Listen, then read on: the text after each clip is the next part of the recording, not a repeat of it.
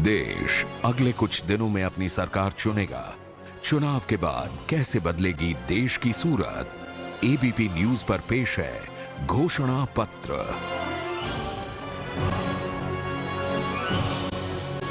चुनाव में हम उस पड़ाव पर हैं जहां एक तरफ से दावा किया जा रहा है कि खेल खत्म हो चुका और दूसरी तरफ उम्मीद है कि खेल तो अब शुरू होगा। घोषणा पत्र में आज हमारे मेहमान हैं कांग्रेस के बड़े नेता और विदेश मंत्री सलमान खुर्शीद साहब।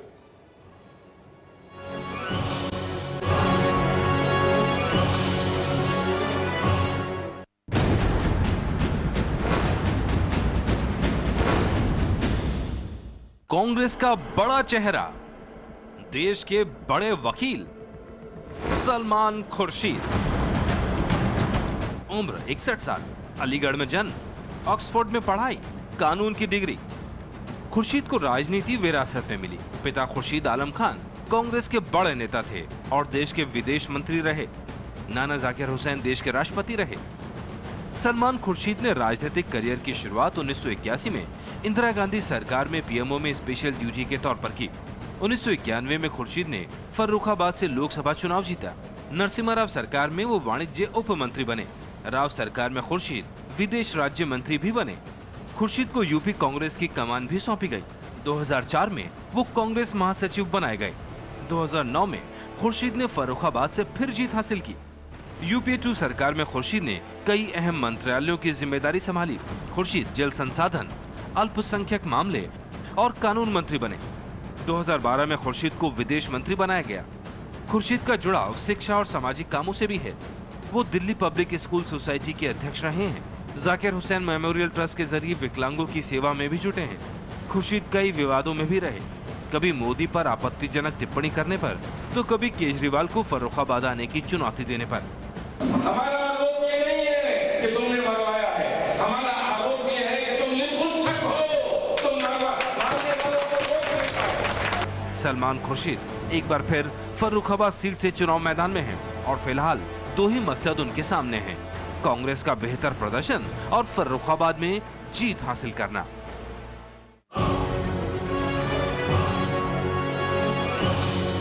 सलमान खुर्शीद साहब हमारे साथ यहाँ मौजूद हैं। मैं गुजारिश करूंगा कि वो मंच पर आएं और 2 मिनट में देश की जनता को बताएं कि यूपीए सरकार फिर क्यों आनी चाहिए।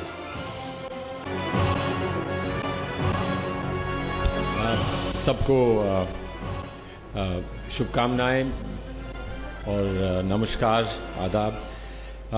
मैं समझता हूं कि यूपीए सरकार के 10 साल भरपूर कामों से, दूरदर्शिता से बनाई गई योजनाओं को क्रियान्वित करने में, और जो सबसे मुख्य बात है जो आज मैं मानता हूं कि यूपीए सरकार को फिर से समर्थन मिलना चाहिए, वो ये है कि भारत की एक तस्वीर है, एक मिलीजुली तस्वीर है भारत की, एक सामूहिक तस्वीर है। उसका सही प्रतिनिधित्व अगर कोई करता है तो वो विचारधारा करती है जिसको यूपीए सरकार या यूपीए की कांग्रेस के नेतृत्व की सरकार मैं समझता हूं सही प्रारूप और सही एक नेतृत्व देती है।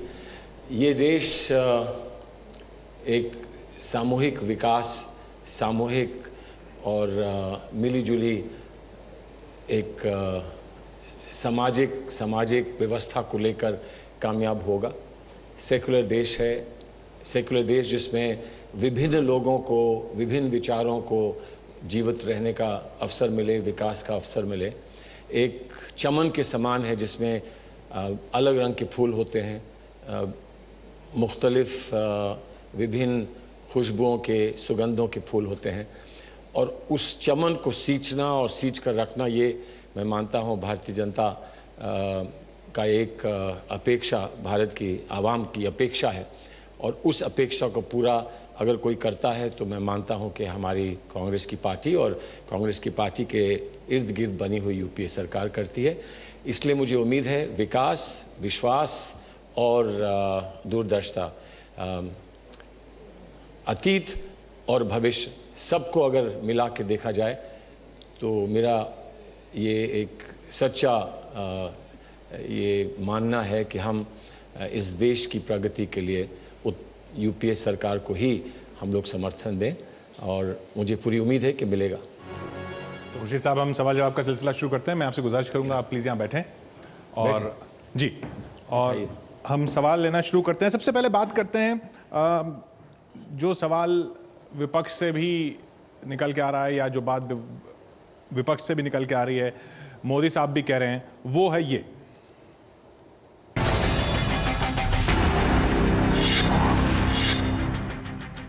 इस बार अब तक जो मतदान हुआ है उसमें 2 काम हो गए हैं।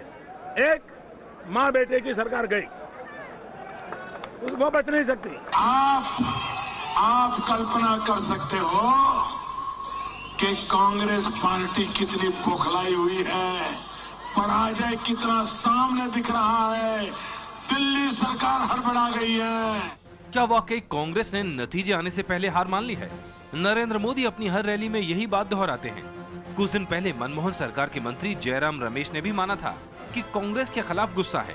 जयराम रमेश ने एक इंटरव्यू में कहा था, धारणा के स्तर पर कांग्रेस चुनाव हार चुकी है। इसका कारण यह है कि हमारे शीर्ष नेतृत्व ने लोगों से संवाद कायम नहीं किया। सत्ता में 10 साल रहने के बाद अब पार्टी के खिलाफ सत्ता विरोधी लहर है। जयराम रमेश ने यह भी कहा है कि चुनाव चुनौतीपूर्ण तो है ही, लेकिन उन्हें उम्मीद है कि पार्टी 3 अंकों में सम्मानजनक सीट संख्या हासिल कर लेगी। कांग्रेस के बड़े नेता तीसरे मोर्चे को समर्थन देने जैसी बातें करके भी यही संकेत दे रहे हैं कि कांग्रेस नतीजों से पहले ही हार मान चुकी है।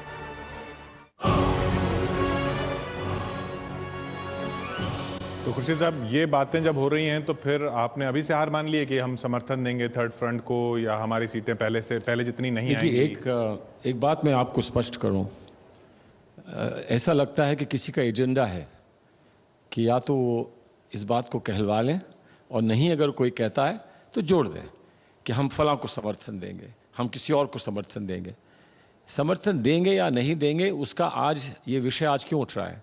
हम चुनाव लड़ रहे हैं ना, और चुनाव जीतने के लिए लड़ा जाता है, हारने के लिए तो नहीं लड़ा जाता। तो एंटनी साहब ने क्यों कहा फिर?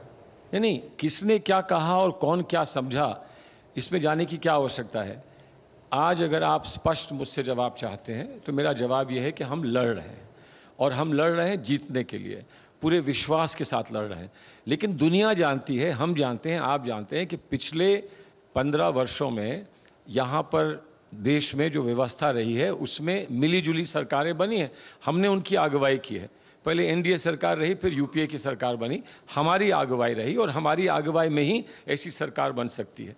उसको आप नाम यूपीए 1 का दें, 2 का दें, 3 का दें, 4 का दें, कुछ नाम दे दीजिए, लेकिन सरकार हम बनाएंगे, इस विश्वास के साथ हम लड़ रहे हैं। और सच्ची बात यह है कि सरकार हम ही को बनानी भी चाहिए। हमारे देश के लिए अच्छा यही है कि हम सरकार बनाएं। अब आप जो लोग थोड़े से विद्वान हैं और बुद्धिजीवी हैं और जिन्हें बहस और बात और चर्चा करना अच्छा लगता है, अब उनसे आप चर्चा छेड़ें और फिर टीवी पे उसको कैप्चर करें और फिर दिखाएं कि उन्होंने ऐसा कहा। चर्चा में तो बहुत सारी बातें कही जाती हैं, लेकिन जो चर्चा में बातें कही जाती हैं वो सही नहीं होती हैं कि हमको यही एक सामूहिक निर्णय हमारा यह है कि हम ऐसा करेंगे या हमको ऐसा करना है। हम पार्टी और नेता सब लोग एक बात पर बिल्कुल अडिग हैं, जमे हैं कि हमें इस देश की सेवा में रहना है, हमें इस देश को नेतृत्व देना है। सरकार हमारी ही बनेगी, नाम उसका आप जो चाहे दे लें, लेकिन साधारणतः लोग उसको यूपीए नहीं मानते कि नरेंद्र मोदी की पार्टी को सबसे ज्यादा सीटें आने वाली हैं? अरे सबसे ज्यादा आने वाली है, सबसे कम आने वाली का तो प्रश्न नहीं है। अगर किसी ने एनालाइज किया हो नरेंद्र मोदी जो बात कर रहे हैं आज, जैसे वो बात कर रहे हैं, तो उससे ये लगता है कि हार तो छोड़िए, वो कहीं दूर दूर तक दिखेंगे भी नहीं, कहीं दूर दूर तक दिखेंगे नहीं। आज किससे उनका संवाद है? जब चुनाव आदमी लड़ता है और इस मान के लड़ता है कि हम मिलीजुली सरकारें बननी है, तो दुनिया भर से झगड़ा तो नहीं करता है ना। किससे उनका आज संवाद है? ममता जी से झगड़ा है, जयललिता जी से झगड़ा है, मायावती जी से उनका झगड़ा है। किसको छोड़ा है उन्होंने? किससे उन्होंने झगड़ा नहीं किया है? सबसे पहले झगड़ा तो भारतीय जनता पार्टी से किया, उसके बाद जो बाहर बचे उनसे झगड़ा करना शुरू किया। तो वो ये समझ रहे हैं कि वो अकेले इस देश में रहेंगे और उनको किसी का सहयोग की आवश्यकता नहीं है। मैं ये मानता हूं कि उन्होंने आज जो नीति अपनाई है वो ये है कि हम तो डूबे हैं सनम, तुझको भी ले डूबेंगे। डूबने तो वाले हैं, मैं उम्मीद करता हूं कि उन्हें तैरना आता है। और बाकी लोग जिनसे झगड़ा आपने कल मोल लिया हुआ है, वो आपको उनसे उम्मीद है कि वो आपके साथ आएंगे? हमारे साथ आए या ना आए, लेकिन विचारधारा का कोई इतनी दूरी हमारी और उनकी नहीं है जितनी मोदी जी के साथ उनकी दूरी है।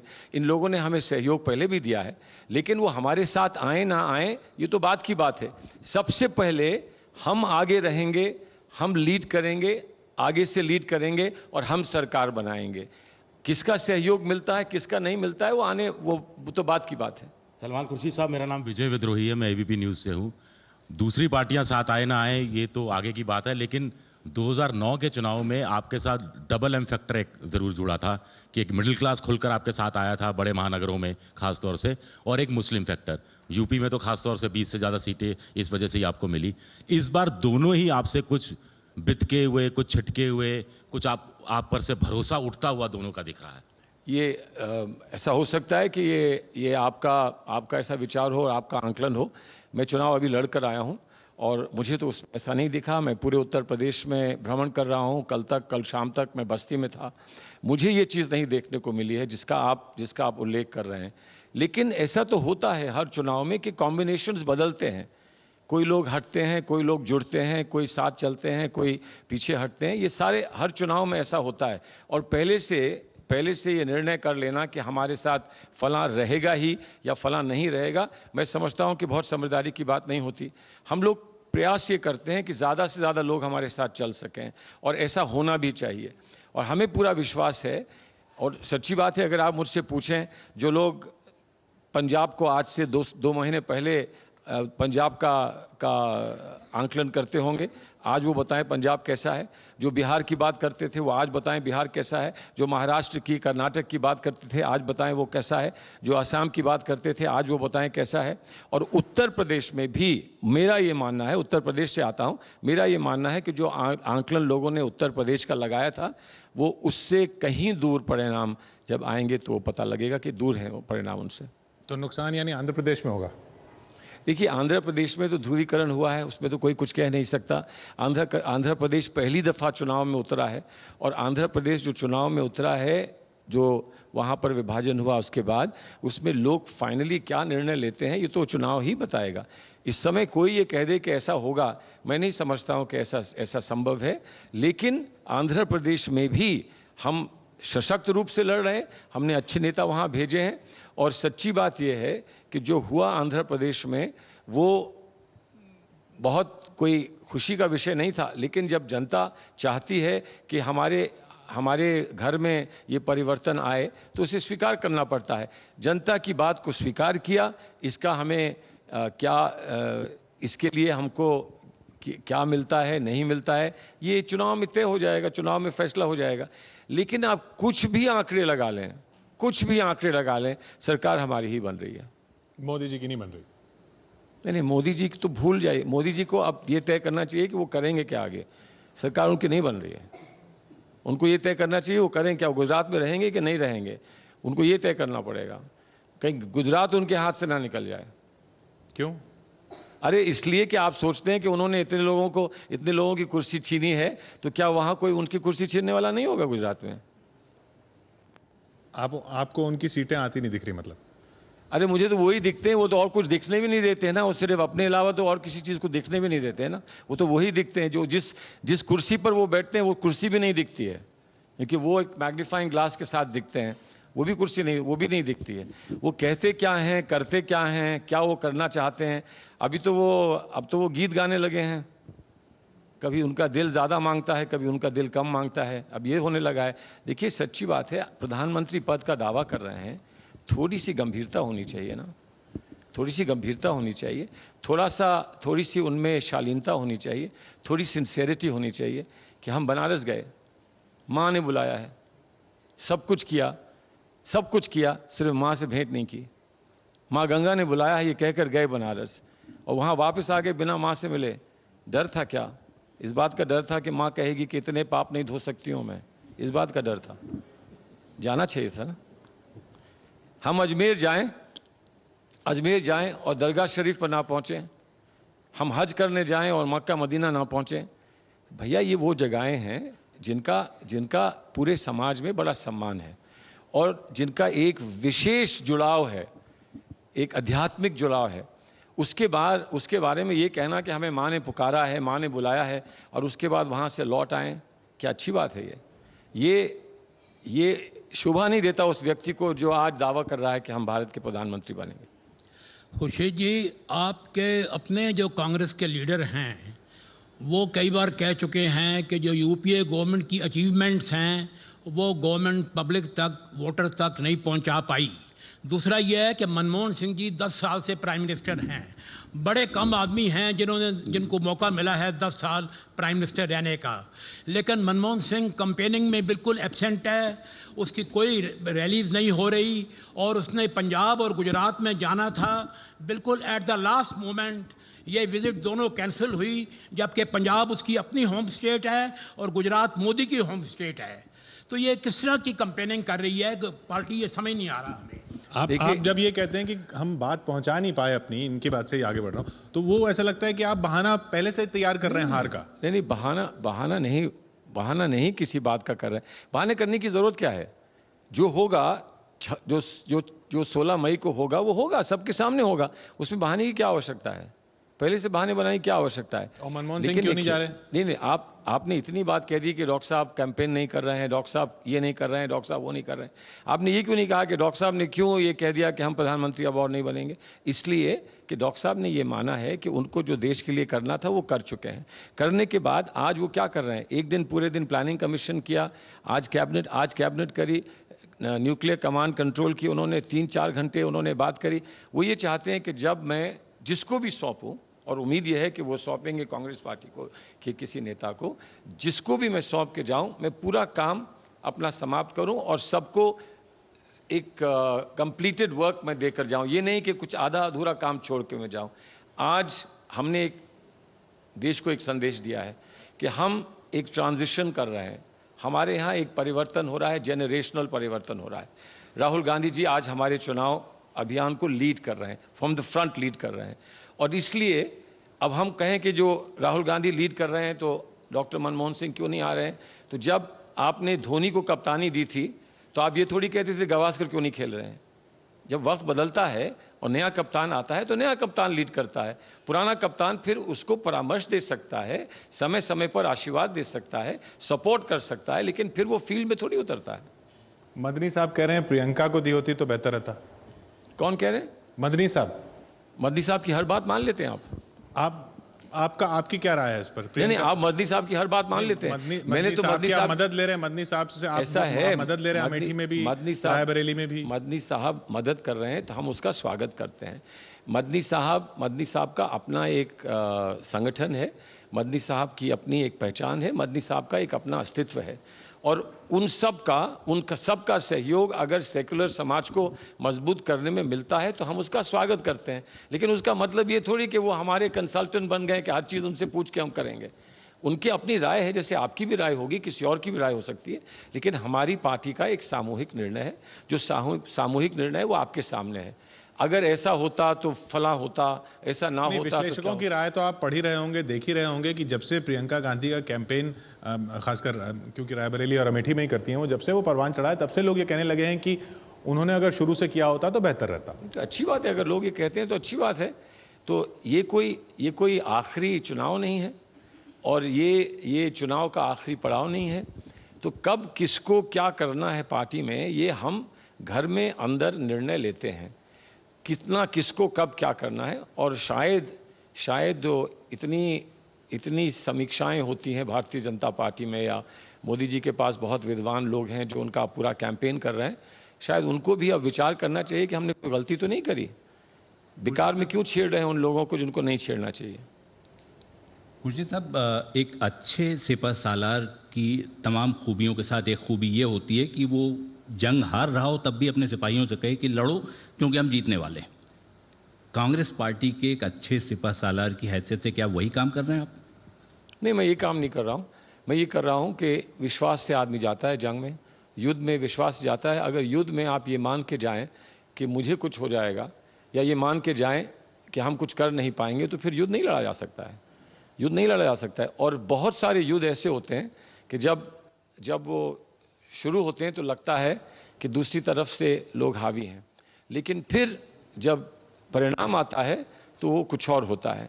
और आप लोग सब मीडिया के लोग हैं, आप लोग सब जानते हैं, इस देश के इतिहास को समझते हैं।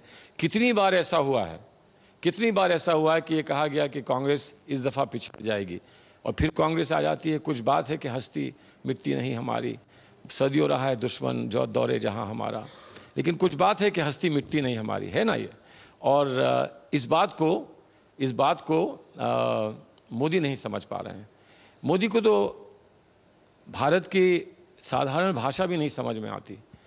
कब मुहावरा इस्तेमाल किया जाता है और कैसे इस्तेमाल किया जाता है वो भी नहीं उनको समझ में आता। क्या कहना चाहिए, महिलाओं का कैसे शिष्टाचार और महिलाओं के सम्मान में किस तरह से बात की जाती है, ये भी उनको नहीं समझ में आता।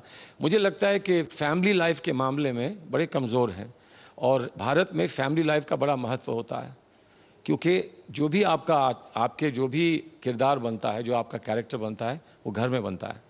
घर में बनता है। जो घर में नहीं बन पाता वो स्कूल में बनता है। उनको भी पता नहीं कितनी उनकी शिक्षा है, लेकिन लगता है कि घर में कुछ शिक्षा कम मिल पाई है। खुर्शीद साहब, ये इल्जाम तो आप पर भी लगता है कि आपसे इतनी उम्मीद, आपको इतनी शिक्षा मिली, फिर भी आपके बयानात इतने विवादों में रह जाते हैं, जैसे ये बयान।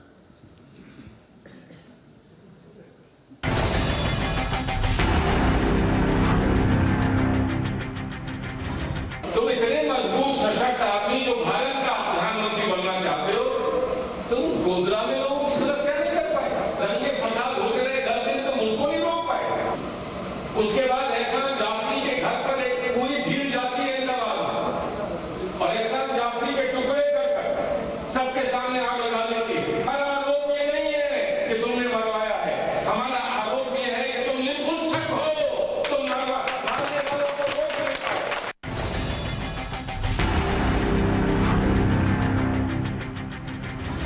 इस दिल्ली में वो घुसे और अपना झंडा उन्होंने गाड़ने की कोशिश करी, इसलिए कि हम अपनी ताकत और कुव्वत को भूल गए।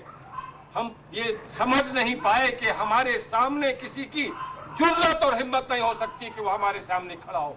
हमें बताया कि आंदोलन करेंगे, तो मैंने कहा आंदोलन की पैदाइश है हम, कांग्रेस पार्टी आंदोलन की है। क्या आंदोलन करोगे? कभी भारतीय जनता पार्टी से मिल जाते हो, कभी किसी चोर उचक्के से मिल जाते हो।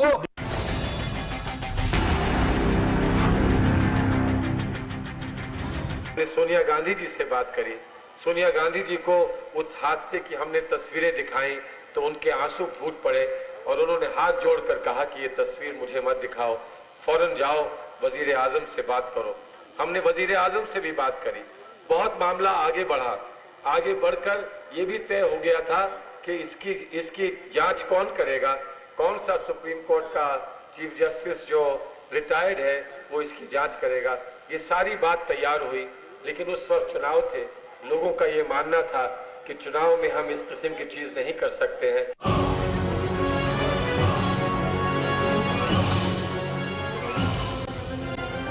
इन सब बयानात से पार्टी को नुकसान नहीं पहुंचता? बस इतना ही मिला। अच्छा, पहले वाले पे ही बता दीजिए। नहीं सुनिए, मैं सब पे बताता हूं। सबसे पहले आपके इन सवालों का जवाब एक सवाल से देता हूं। आप मीडिया में क्या बोलने की आजादी पर विश्वास रखते हैं? क्या लोकतंत्र में खुले डिस्कशन पर आप विश्वास रखते हैं कि नहीं रखते हैं? मुझे बड़ा खेद है इस बात पर कि आप कोई सच्ची बात कहे तो उसको सच्ची बात कहने से रोकने का प्रयास करते हैं, आप या जो भी मीडिया में करता है। ये हमारे लोकतंत्र के लिए एक बहुत बहुत खतरनाक चीज है। लेकिन खुद राहुल गांधी ने कहा कि आपको नहीं कहना चाहिए। रुकिए ना, पहुंच रहे हैं ना, वहां पहुंच रहे हैं। राहुल जी को छोड़िए, आपकी बात कर रहा हूं कि आप कह रहे हैं कि नहीं कहना चाहिए। नहीं, मैं ये नहीं कह रहा हूं कि आप दोहरा रहे हैं कि नहीं कहना चाहिए। जो मैंने कहा, कह रहे हैं कि मोदी जी को जो मैंने कहा वो आप बोलते हैं। जो मैंने कहा वो आप दोहरा रहे हैं। जिसने नहीं सुना था वो आप सुन रहा है, तो मैं आपको धन्यवाद कहता हूं इस बात के लिए, धन्यवाद कहता हूं। दूसरी बात, उनके लिए जो शब्द यूज किया है उसकी जगह आप मुझे कोई शब्द दे दें, मैं आज माफी मांगकर वो शब्द इस्तेमाल कर लूंगा। जो आदमी बैठा रहे निहत्था और उसके प्रांत में लोग जलें और मर जाएं, उसके लिए क्या शब्द इस्तेमाल करना चाहिए? इनकॉम्पिटेंस, क्या शब्द इस्तेमाल करना चाहिए? और आप अपनी मीडिया में देखिए, आप ये शब्द कितनी दफा इस्तेमाल करते हैं। राहुल जी बहुत शालीन हैं, राहुल जी बहुत शालीन हैं, और वो चाहते हैं कि हम बहुत ऊपर उठकर बहस करें, लेकिन उन पर भी जो आज प्रहार हो रहा है, मोदी जी का आज जो प्रहार हो रहा है, उस पर कभी मोदी जी से आप लोगों ने सवाल पूछा? अपने सामने किसी के साथ आपका कंपटीशन है, पॉलिटिकल कंपटीशन है, आपकी प्रतियोगिता किसी से है, उसको शहजादा कहा जाता है। पूछा और उन्होंने कहा कि मैंने ठीक कहा। वो उनके जवाब को छोड़िए ना, उनके जवाब को छोड़िए, जवाब नहीं, ये घोषणा पत्र है, ये घोषणा पत्र उनको देखकर है जो हमारे सामने खड़े हैं, हमारे सामने खड़े हैं। उनको तो मुझे बधाई देनी चाहिए थी इस बात की कि मैंने उन्हें कातिल नहीं कहा। हर एक उन्हें कातिल कहता है, और मैंने दया से नहीं कहा वो शब्द, मैंने उन पर आरोप लगाया। आरोप नहीं लगाता है उस शब्द का अगर सचमुच कोई वैसा हो तो। आरोप लगाया गया क्योंकि राजनीतिक रूप से उसका प्रयोग किया था, और राजनीतिक रूप से प्रयोग किया था इसलिए कि बहुत बड़ा प्रश्न है, और वो प्रश्न जो है वो क्या है? तू इधर उधर की ना बात कर, ये बता के काफले क्यों लुटे, हमें रहजनों से गरज नहीं, तेरी रहबरी का सवाल है। ये जवाब उनको देना था। खुर्शीद साहब, मैं अभय कुमार दुबे हूं, centre for the study of developing society में काम करता हूं। आपने ये शुरू में बिल्कुल ठीक कहा कि चुनाव जीतने के लिए लड़ा जाता है, लेकिन मुझे लगता है और मेरे बहुत से साथियों को भी लगता है कि कांग्रेस की जो चुनावी रणनीति है वो न्यूनतम हानि की चुनावी रणनीति है कि हमें कम से कम नुकसान हो, और भारतीय जनता पार्टी की चुनावी रणनीति है कि हमें अधिकतम लाभ हो। तो ये इस तरह से मैं कम से कम देखता हूं इस बात को। अगर आपको मौका मिले आप 6 महीने पीछे जाने का, तो क्या आप अपनी चुनावी रणनीति को कुछ बदलना पसंद करेंगे, या जैसी अभी चल रही है वैसी दोबारा फिर बना देंगे? देखिए, इस वक्त तो हम रिव्यू नहीं कर सकते अपनी चुनावी रणनीति को। चुनावी रणनीति को जब परिणाम आते हैं उसके बाद आदमी उस पर पुनर्विचार कर सकता है, रिव्यू कर सकता है। आज एक घोड़े पर सवार होकर आप मुझसे ये पूछ रहे हैं दूसरा घोड़ा कैसा लगता है? दूसरे घोड़े पे तो मैं नहीं जाऊंगा, रहूंगा इसी घोड़े पे, और अगर गिरूंगा तो इसी घोड़े से गिरूंगा, इसी घोड़े से गिरता हूं। वो तिफल नहीं गिरते हैं जो घुटनों के बल चलते हैं। अगर हम गिरेंगे तो फिर खड़े होंगे, लेकिन घोड़ा बदलने का कोई सवाल नहीं है। इस वक्त सोच समझ के हमारे नेताओं ने निर्णय लिया था कि ऐसे चुनाव लड़ना है, हम वैसे चुनाव लड़ रहे हैं। चुनाव लड़ने की रणनीति बनती है तो बहुत सारे परिप्रेक्ष्य होते हैं, उस परिप्रेक्ष्य में ही निर्णय लिया जाता है। मैं मान रहा हूं कि भारतीय जनता पार्टी ने जो रणनीति बनाई थी उस रणनीति को नकार दिया मोदी जी ने, और अपनी रणनीति बना के वो लड़ रहे हैं। कहां है भारतीय जनता पार्टी के नेता? कहां है सुषमा स्वराज? कहां है जसवंत सिंह? कहां पर है अडवाणी जी? कहां पर है अरुण जेटली? ये रणनीति तो भारतीय जनता पार्टी की नहीं है, लेकिन अब उनकी पार्टी है, वो जिसको चाहे वो शेर सवा शेर मान ले, तो ये उनका निर्णय है। हम ये मानते हैं कि हमने बहुत सोच विचार के अपनी रणनीति बनाई थी। अब वो रणनीति हमारी कितनी कामयाब है, कितनी सफल है, ये आगे आने वाला वक्त बताएगा। तो मोदी केंद्रित कैंपेन उस तरफ से होता या ना होता तो आपके लिए आसान होता या मुश्किल होता? हमारे लिए आसान हुआ कि मोदी केंद्रित कैंपेन हो गया है। जो उनका एक सिंगल रीजन सरकार ना बनाने का इस दफा वही होगा कि मोदी को उन्होंने अपनी सारी बागडोर संभाल दे दी है। और आपका सिंगल रीजन? हम तो बना रहे हैं सरकार, हमारा सिंगल रीजन क्या होगा? बनाने का सरकार बनाने के बहुत सारे रीजन होते हैं, हारने का एक रीजन काफी है। आपका जो राहुल केंद्रित कैंपेन है ये ना होता तो... राहुल केंद्रित कैंपेन नहीं, राहुल जी ने कभी ऐसा नहीं कहा कि एक राहुल केंद्रित कैंपेन है, कभी नहीं कहा। लेकिन वो नेता हैं, देखिए वो नेता हैं। अगर नेता सबसे आगे नहीं होगा और सबसे बड़ा नहीं होगा तो फिर वो नेता नहीं होता है। सामूहिक निर्णय से वो नेता हैं हमारे, और हमारे पास माननीय सोनिया जी भी हैं। दोनों ही हमको फ्रॉम द फ्रंट लीड कर रहे हैं। लेकिन उन्होंने ये बार बार इस बात को दोहराया है कि हमारी कैंपेन एक व्यक्ति की नहीं है, लीडरशिप एक व्यक्ति की है, लेकिन कैंपेन हमारी सामूहिक कैंपेन है। और वो छोटे से छोटे कार्यकर्ता तक गए हैं कि ये उस कार्यकर्ता की उतनी ही कैंपेन है जितनी के नेता की है। सलमान भाई, आपको लगता नहीं है कि जिस तरह से अल्पसंख्यक एक बड़ा आपका समर्थक रहा है, कांग्रेस का भी और यूपीए का भी, और इन 10 वर्षों में और जिसमें आप भी अल्पसंख्यक मंत्रालय के मंत्री रहे, संगठन सोनिया गांधी आप चाहते भी हों उसके बाद भी और अल्पसंख्यक प्रधानमंत्री होते हुए भी अल्पसंख्यकों के लिए जो होना चाहिए वो नहीं हो पाया, और आज भी यही कहा जाता है कि गांधी परिवार नहीं करने देता था। तो आपकी कितनी फाइलें आपने दिखाई और कितनी लौटाई गई प्रधानमंत्री यहां से, या 10 जनपद से? देखिए 10 जनपद तो कोई फाइल जाती नहीं है, लेकिन आप ये समझें कि फाइल नहीं जाती तो हम उनसे बात नहीं करते तो वो तो उचित नहीं होगा। हमारी नेता हैं, नीति वही बनती है और वही नीतिगत रूप से हमको आदेश देती हैं, चाहे वो कांग्रेस वर्किंग कमेटी से आए, चाहे वो राष्ट्रीय सचिव से आए या वो हमारे नेता से आए। फाइल प्रधानमंत्री के यहाँ जाती हैं, लेकिन प्रधानमंत्री के यहाँ पूरी फाइल नहीं जाती। जो आपका निर्णय होता है और जिस पर आप प्रधानमंत्री का जो सहमति चाहते हैं वो प्रधानमंत्री के पास जाती है बात।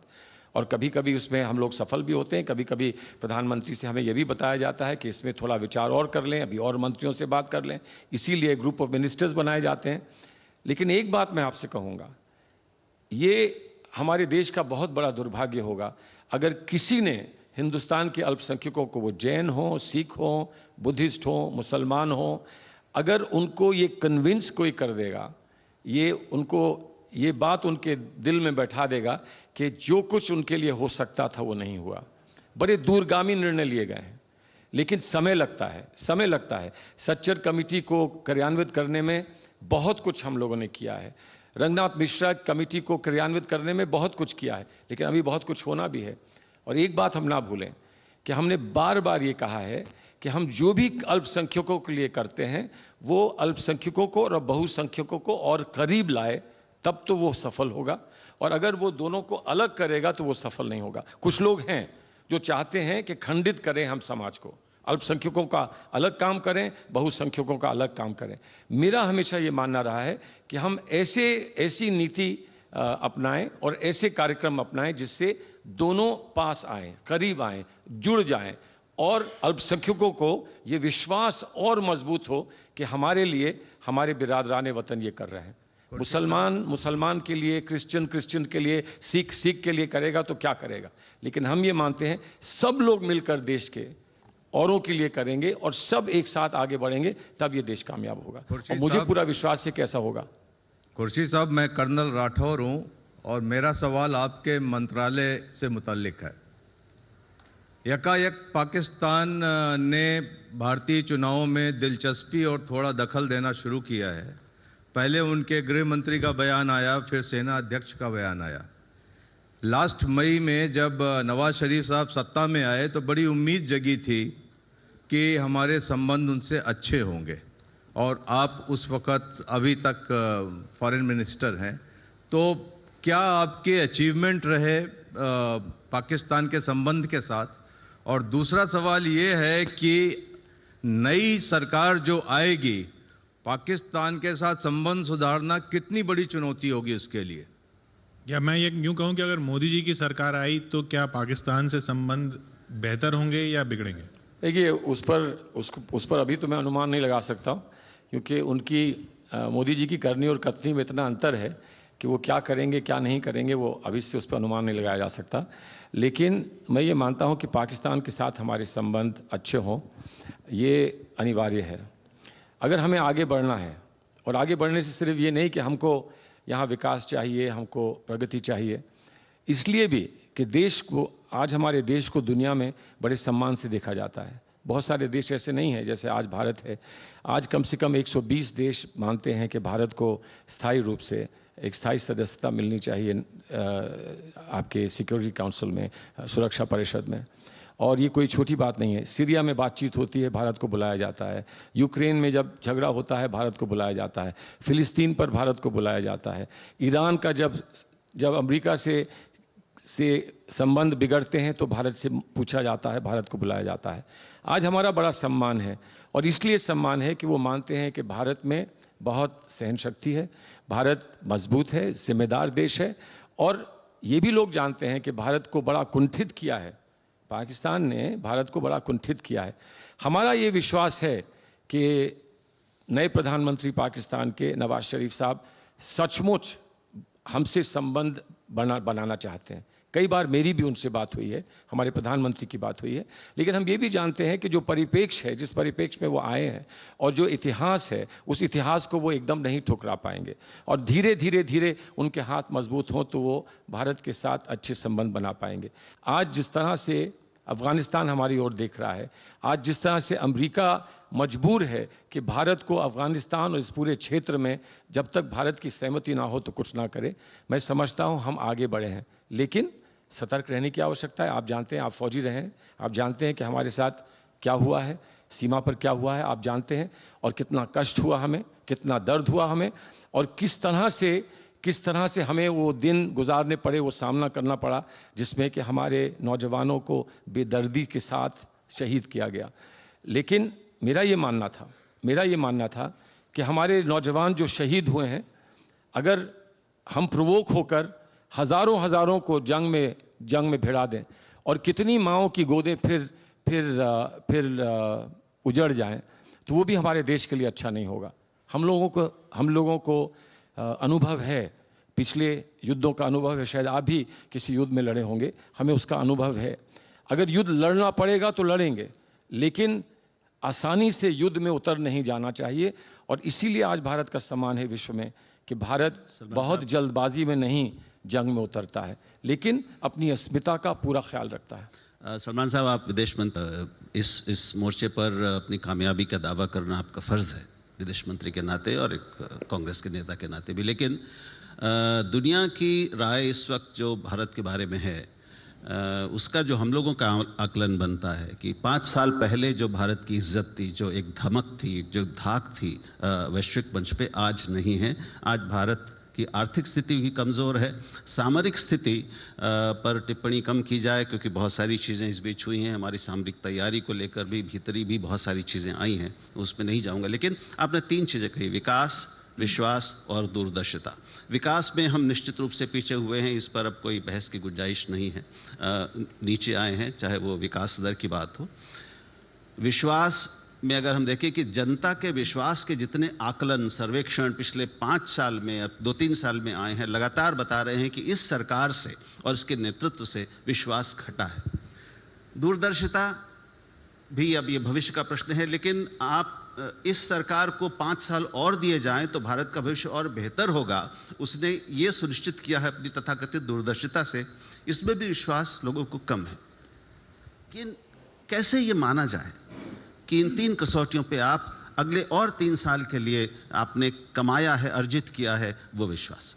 अमेरिका ने जब राष्ट्रपति ओबामा को दूसरी टर्म दी थी, उस वक्त अमेरिका की अर्थव्यवस्था कैसी थी? अब ये तो जनता की समझदारी पर होता है। विश्व में आज हम चीन के बाद सबसे बड़े देशों में सबसे तीव्र गति से बढ़ता हुआ देश आज भी भारत है। अर्थव्यवस्था के संबंध में कह रहा हूं। और जब ये प्रश्न उठता है कि आपका ग्रोथ रेट क्या है, हमारा ग्रोथ रेट घटकर 5% हुआ, घटकर।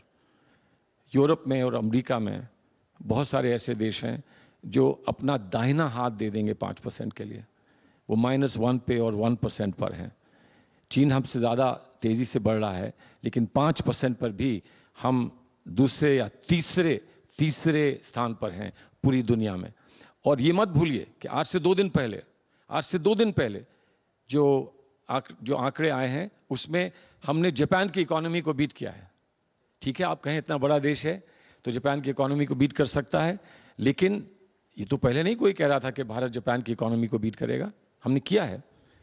अब कोई ये कहे कि हमको फलां चीज नहीं मिलती इसलिए भारत अर्थव्यवस्था में पिछड़ गया है, तो इसका तो कोई जवाब है नहीं। अब रही बात विश्वास की। विश्वास लोकतंत्र का एक घरौंदा है, उसमें परिवर्तन आते हैं, नए लोग सामने आते हैं। एक जमाने में कोई फिल्म स्टार होता है, फिर एक नया फिल्म स्टार आता है, लोगों की रुचि बदलती है, लोगों का इंटरेस्ट बदलता है, लोग इधर मुड़ते हैं, कभी लौट कर भी आते हैं। लेकिन एक पार्टी अकेली है ऐसी, एक पार्टी अकेली है ऐसी जिसका इतना लंबा इतिहास है, इतना लंबा इतिहास है। तो किसी पार्टी की यात्रा में ऊंच और नीच तो आएगी ना, कभी घटते हैं कभी बढ़ते हैं, लेकिन मैं मानता हूं कि हम कभी भी इतना नहीं घटेंगे कि दूसरा हमसे आगे निकल पाएगा, ये मेरा मानना है। और तीसरी बात दूरदर्शिता, दूरदर्शिता में सिर्फ इतना कहूंगा, हम सच्चे निकले ना निकले अपनी बात में, लेकिन हम कम से कम भविष्य की बात तो करते हैं। हमारे विरोधी आज जो प्रतिद्वंदी हमारे सामने हैं वो तो भविष्य की बात भी नहीं करते। हम बात ये करते हैं कि हर घर में रोशनी बिजली पहुंचानी है, हम बात ये करते हैं कि हर बच्चे को दोपहर का भोजन देना है, हम बात ये करते हैं कि 6 साल की आयु से 14 साल की आयु तक हमें निःशुल्क शिक्षा देनी है और अच्छे अच्छे स्कूलों में देनी है। हम बात ये करते हैं कि हमें लाखों लोगों को प्रशिक्षण देना है, चाहे उनका अपना रोजगार उनको मिले या वो कहीं और रोजगार में जाके काम करें, अपना कारोबार चलाएं या उनको रोजगार मिले, लाखों को। ये कम से कम हम बात तो करते हैं, दूसरे तो इसकी बात ही नहीं करते। सलमान साहब, मेरा नाम सिद्धार्थ मिश्रा है, मिलेनियम पोस्ट अखबार से हूं। आपने बड़े कैंडिडली बात की, जनरेशन चेंज की अपने पार्टी में और कहा कि जब समय के साथ सब कुछ बदलता है। आपके पार्टी के कप्तान बदल दिए जा रहे हैं, आप ही ने कहा नए कप्तान आ रहे हैं। नए कप्तान अपने साथ नई टीम लेकर के आता है। बड़ी जिज्ञासा हो रही है जानने की, जो पुरानी टीम के जो मंजे हुए खिलाड़ी हैं, जिसमें आप भी हैं और आपके कई साथी हैं, सहयोगी हैं, इनका भविष्य क्या है? कई तो कंडीशनिंग कैंप में जा चुके हैं, कई रिटायरमेंट के लिए अपने बच्चों को सामने खड़ा कर दिए हैं। तो बड़ी जिज्ञासा है देश को दूरदर्शिता के नाते, भविष्य के नाते, विश्वास के नाते जानने की कि कांग्रेस का भविष्य के जो कप्तान हैं, जो कप्तान हो चुके हैं, उनकी भविष्य की टीम क्या है? उनकी भविष्य की टीम अगर मुझे बतानी होती तो कप्तान मैं होता ना। वो कप्तान है और कप्तान के साथ सिलेक्टर्स भी हैं। आप इंतजार करिए, जब टीम बाहर खेलने के लिए आएगी, जब हम उस मैच पर पहुंचेंगे, जो अंतिम मैच होगा, तो वो टीम आपको पता लगेगी। लेकिन सच्ची बात यह है कि बहुत काम करने को है इस देश में। सिर्फ हर एक को मंत्री बनकर या राज्यसभा या लोकसभा में बैठकर ही इस देश की सेवा कर सकें, ऐसा नहीं है। हो सकता है हम में से कुछ पत्रकारिता के जीवन में आ जाएं, हो सकता है हम में से कोई कलाकार बन जाए, हो सकता है हम लोग जाकर विद्वानों के बीच में कहीं यूनिवर्सिटी में पढ़ाएं, हो सकता है अंतर्राष्ट्रीय स्तर पर भारत का संदेश लेकर जाएं, बहुत कुछ हो सकता है। लेकिन कैप्टन को बाहर आने दीजिए पवेलियन से।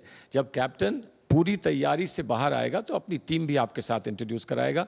इतना मैं आपसे वायदा कर सकता हूं, वो विनिंग टीम होगी। ये जो इन्होंने बात उठाई, कई मंत्री जो चुनाव मैदान में नहीं गए, उससे गलत संदेश गया?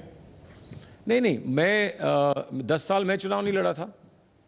मैं उत्तर प्रदेश कांग्रेस का अध्यक्ष था, मैं चुनाव नहीं लड़ता था। इसलिए नहीं लड़ता था कि मैं समझता था मेरा काम चुनाव लड़ाना है, लड़ना नहीं है सिर्फ।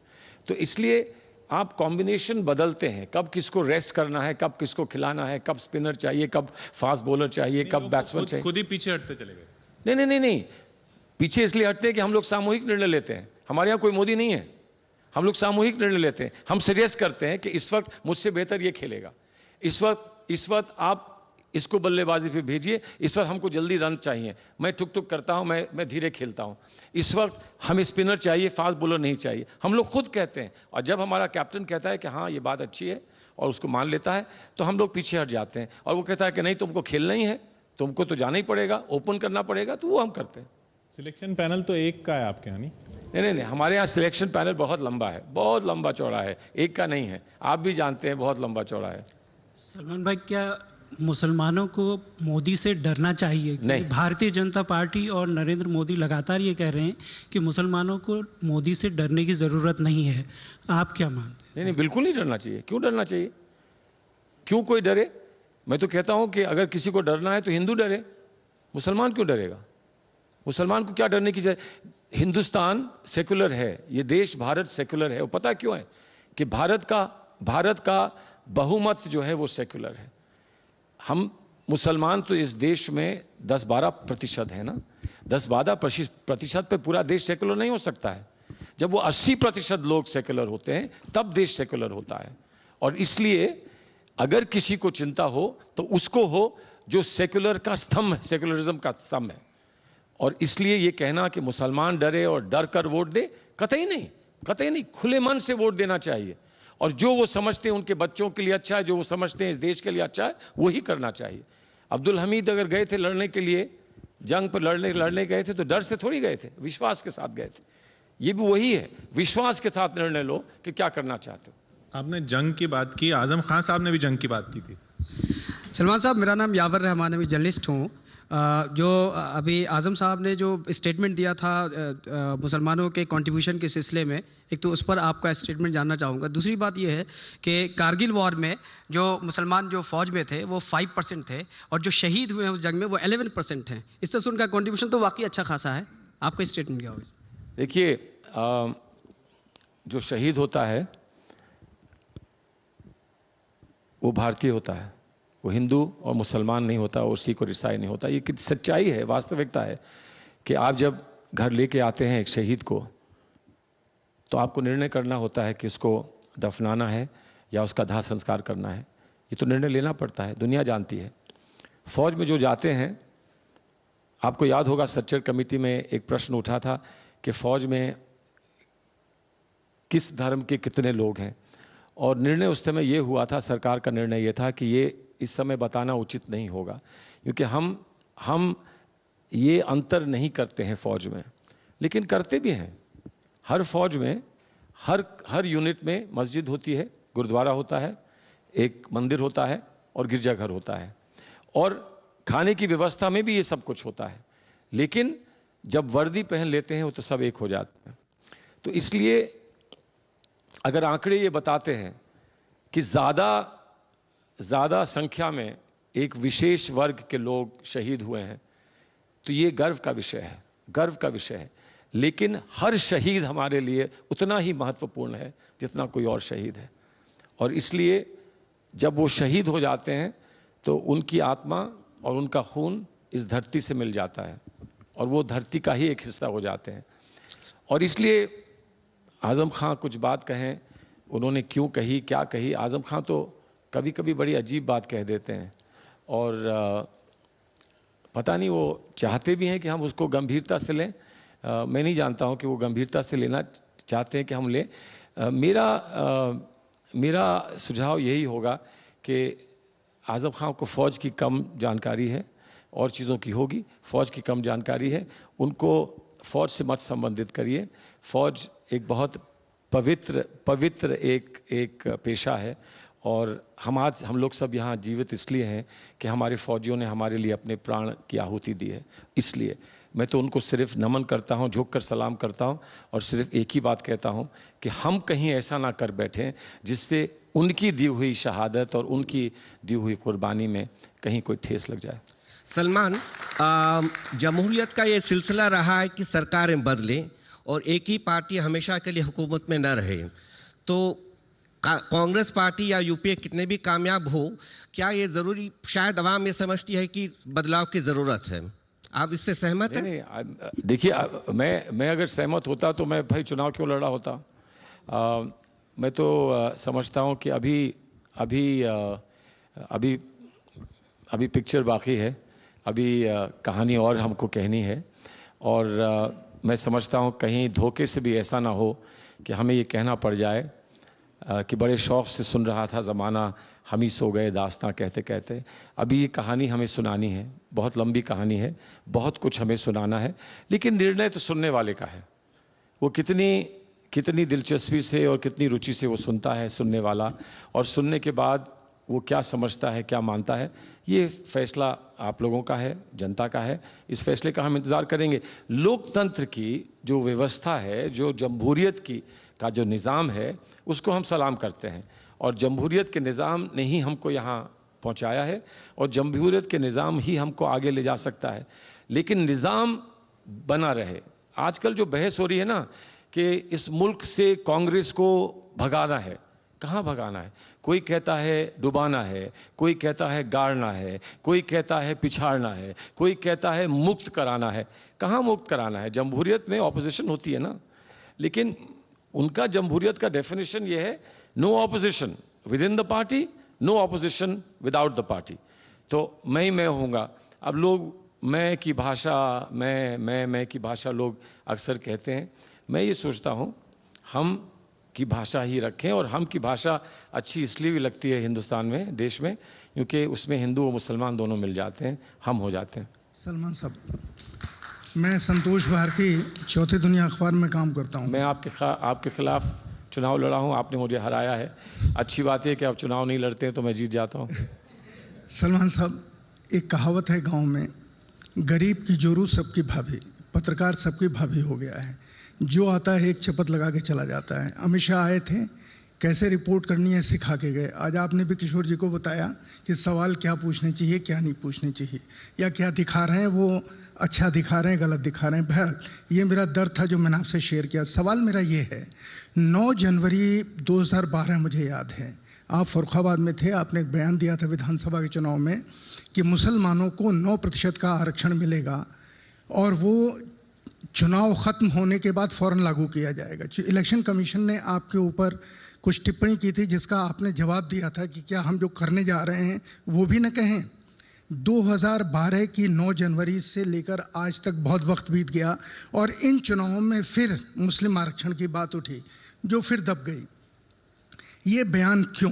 नंबर 1, क्या मुसलमानों को आरक्षण देना नहीं है या उनको लेने के लिए? पहला सवाल। दूसरा सवाल निहायत अदब के साथ कि क्या संजय बारू जी ने जो तस्वीर प्रधानमंत्री की या सरकार की खींची या 10 जनपद की खींची वो बिल्कुल झूठी है या उसमें कोई तथ्य है? चलिए, बहुत अच्छा। पहला सवाल आपका, थोड़ा सा उसमें संशोधन कर दूं। मुसलमानों को आरक्षण इस देश में कभी देने की किसी ने बात नहीं की। मुलायम सिंह जी ने की है, 18% देने की बात की थी और वो ना कभी होगा, ना हो पाया है, ना उन्होंने कभी कोई प्रयास किया। हमने पसमानदा अल्पसंख्यकों के लिए आरक्षण की बात की थी। ओबीसी जो सूची है और उसमें जो अल्पसंख्यक ओबीसी हैं, जिसमें मुसलमान भी हैं, क्रिश्चियंस भी हैं, उसमें सिख्स भी हैं, उनके लिए हमने कहा था सच्चर कमेटी और रंगनाथ मिश्रा कमीशन के सिफारिश पे कि उनको हम सब कोटा देंगे। 27% में उनकी आबादी के अनुपात में हम सब कोटा देंगे, क्योंकि उनकी आबादी करीब 8 या 9% आती है, इसलिए हम उनको 4.5% का सब कोटा देंगे। इसका नोटिफिकेशन हमने किया, गवर्नमेंट ने किया, इलेक्शन से पहले किया। उस पर भी रोक लगाई इलेक्शन कमीशन ने, जो मैं समझता हूं गलत था। उसके बाद मैं यूपी गया।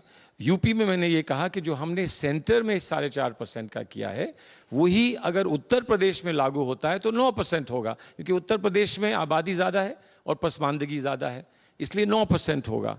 आधा होता है, 2754 का आधा है, तो इसलिए 18 का आधा 9% होगा। यहाँ 8.5 का या 9% का 4.5 था। वो चीज आज लंबित है, वो आज सुप्रीम कोर्ट के सामने है। सुप्रीम कोर्ट ने आंध्र प्रदेश में पसमानदा मुसलमानों को दिया हुआ आरक्षण टेम्परेरीली इंटरिम रिलीफ देकर जारी रखा है। वहीं से उसी आंध्र प्रदेश हाई कोर्ट ने इसको स्ट्राइक डाउन किया था। आज सुप्रीम कोर्ट के सामने यह मामला लंबित है, कॉन्स्टिट्यूशनल बेंच के सामने है, उनको फैसला करना है। मेरा आग्रह सिर्फ इलेक्शन कमीशन से यह था कि वो कानून नहीं समझे, आज तक नहीं समझे, और इसलिए मैंने उनसे कहा था कि आप जो कह रहे हैं वो गलत है। मैंने कोई वायदा नहीं किया है, मैं सिर्फ वो कह रहा हूं जो कानूनी तौर पर सही है, करेक्ट है। बहरहाल डजंट मैटर, इलेक्शन कमीशन को अपना काम करना है। तो ये मुसलमानों के लिए नहीं है। मुसलमानों की शिकायत हो सकती है कि मुसलमानों के लिए आप नहीं कर रहे हैं, लेकिन आप जानते हैं इंदिरा सानी का जजमेंट जो है सुप्रीम कोर्ट का, वो ये कहता है कि आप बैकवर्डनेस की बुनियाद पर आरक्षण दे सकते हैं, रिलीजन की बुनियाद पर नहीं दे सकते हैं। ये एक आपके सवाल प्रश्न का जवाब है। दूसरा, जो आपने संजय बारू की बात करी, मैं इलेक्शन में था, मैं किताब पढ़ नहीं पाया, और आज मुझे मालूम होता कि आप सवाल पूछने वाले हैं तो मैं किताब पढ़ के आता। लेकिन मेरी अंतरात्मा और मेरी इंस्टिंक्ट कहती है कि जो कुछ उसमें है वो सही नहीं, क्योंकि मैंने खुद भी देखा है प्रधानमंत्री को काम करते हुए। मैंने उनका और माननीय सोनिया जी के जो संबंध हैं वो बहुत अच्छे रहे, बल्कि मैंने हमेशा ये माना है, और शायद मैं माइनॉरिटी में हूं, कि आज की व्यवस्था जो है प्रधानमंत्री की, उसको देखते हुए प्रधानमंत्री को अगर पॉलिटिकल काम भी करना पड़ेगा तो बहुत दुश्वारियों का सामना करना पड़ेगा। पॉलिटिक्स की डिमांड बढ़ रही है और इंटरनेशनल रिलेशंस में डिमांड बढ़ रही है। इसलिए प्राइम मिनिस्टर दोनों जगह एक समय में रह सकें वो आसान काम नहीं है। फॉरेन मिनिस्टर भी बड़ी मुश्किल से दोनों जगह रह पाता है और मैंने इलेक्शन में इसका अनुभव किया। आप नहीं थे तो इसलिए बच गया, आप रहते तो बहुत मरता। लेकिन सच्ची बात यह है कि इस पर थोड़ा सा हम लोगों को गंभीरता से विचार करना चाहिए। संजय बारू की किताब में पढ़ूंगा, मौका लगेगा तो आपको जरूर बताऊंगा। खुर्शीद साहब, वक्त हमारे यहाँ पर खत्म होता है। बहुत से सवाल थे लेने, लेकिन अफसोस वक्त। मैं कुछ कह सकता हूं? जी बिल्कुल।